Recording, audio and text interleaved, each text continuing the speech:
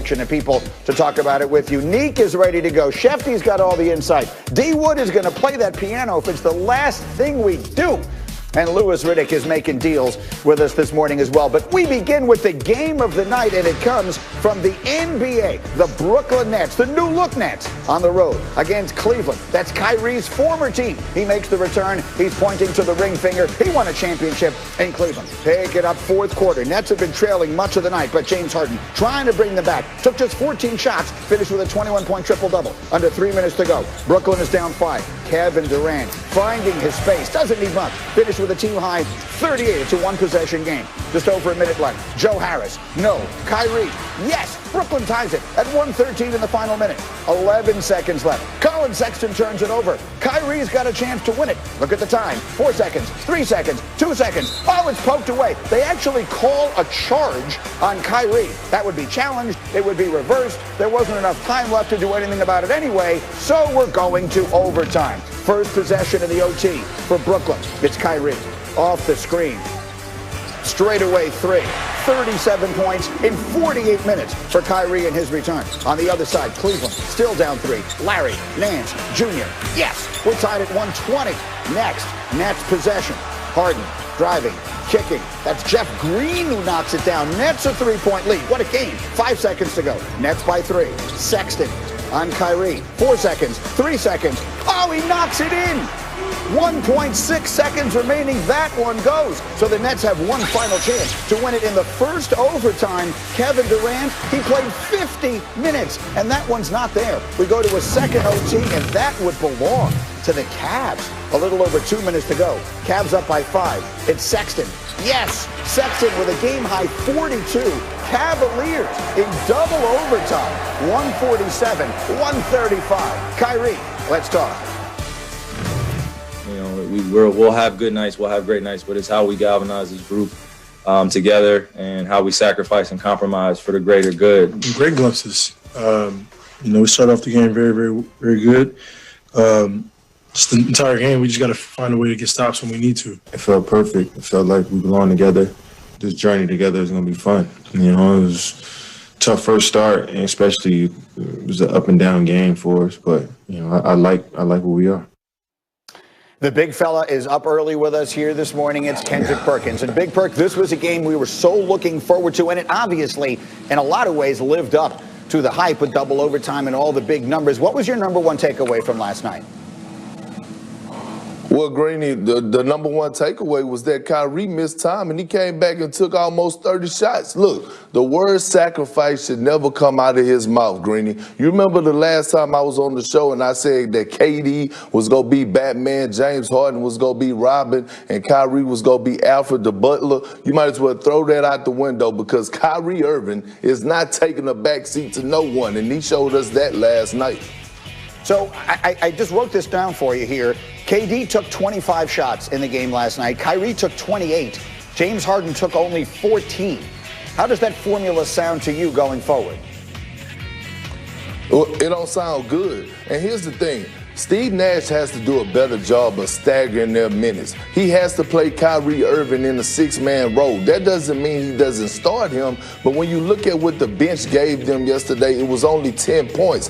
Bring Kyrie back in with that second unit and let him rock out, because he's not passing the ball. On top of that, you're going to need a guy like Joe Harris to come up big for you in the playoffs. And last night, his shots wasn't there. They wasn't finding him to get good looks, and they're going to need him. So Steve Nash is going to have to address this team like a mannequin and let them know that sacrifice, team ball, all three of these guys need to be taking under 20-shot attempts a game in order for this to be a success, in my opinion. And we will all pay all the attention in the world, and understandably, to that side of the floor. But at the end of the day, the Cavaliers came into this game as the worst offense in the NBA.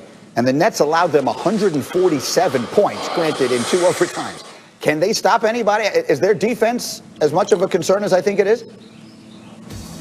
Hell yeah, it is, Green. Look, right now the Nets can't stop you, Dan Orlovsky, Big Damian Woody, Big Marcus Spears, and Ryan Clark at LA Fitness. They cannot guard anybody. And look, I said this when they traded Jared Allen, that they were going to miss him, and they did. When you watched them last night, they moved Kevin Durant to the 5, and that wasn't a good look. The Cleveland Cavaliers shot 50% from the field, 50% from 3, and let's just not go get it. So, I mean, I don't know if they need to, go over schemes or defensive schemes or whatever they need to do, but they got to figure it out right now on the defensive side.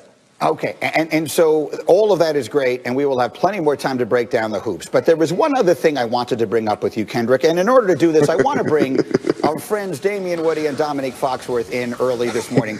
We have had a great deal of fun so far this week, Kendrick, watching the video you posted of your son playing basketball over the weekend. The swag is remarkable.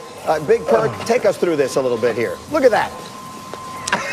Well, Greeny, look, I'm raising little beasts over here. So, look, and he was 7 years old at the time. He's 9 now. But, look, we don't have friends when we step on the court. I don't care what age you is. You got to dominate. And you see the walk, Greeny. That's called swag. That's called bringing that intensity. Can I just confirm once again that the video we're watching here is your son was 7 years old? Yeah, he was 7 at the time, Greeny. He was 7 at the time. You know the expression, Neek, he was big when he was little? I mean, I've never seen a better demonstration of that in my entire life. I mean, I think because he's Perk's son, you want to call him Little Perk because Perk is Big Perk, but I feel like it's just two Big Perks. And I've seen the 9-year-old videos. He's put him up. The man got a block and then went down on the other end of the floor and shot a 3. He didn't seem to need any help. That man is a beast, and I hope you got him playing some D tackle, too. At that size and that intensity, nobody's running the ball against that dude. Yeah, D Wood, I was thinking that guy looks more like an NFL. He looks like an NFL player waiting to happen than an NBA player. Hey, listen. Big Perk and we some big dudes, man, but I'm going to have to tell Perk, I'm going to come down to Texas and check out that birth certificate because, man, that boy is too swole, Perk. Ain't no way that boy 9 years old. What you feeding? You got them grits going on down there with that boy. Hey, D. Woody, Greeny, you're right. He do play football. He played nose guard to be exact. But, hey, look, you know how we doing it down here, Greeny. We raising nothing but beasts, Woody and Foxy, nothing but beasts. If he want to play football, that's okay with me, too. I love it. You know what? If the Nets right now need someone to play some defense, it looks like you might have the answer for their problem. Okay, we will much more hoops as we go. Big Bird, thank you for that, and thank you for the video and being a good sport about the whole thing. Let us get now to the NFL's Final Four. Chiefs quarterback Patrick Mahomes practiced in a limited capacity yesterday, taking another step toward possibly clearing the